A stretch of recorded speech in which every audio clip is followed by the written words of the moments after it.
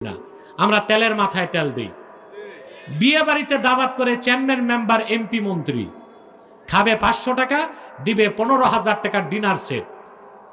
কিন্তু পাশের বাড়িতে চাচাতো ভাই রিক্সাওয়ালা পোলাও গোস্ত কোরমার গ্রাম যায়, ওর কলিজা জলে, ওরে দাওয়াত দেয় না।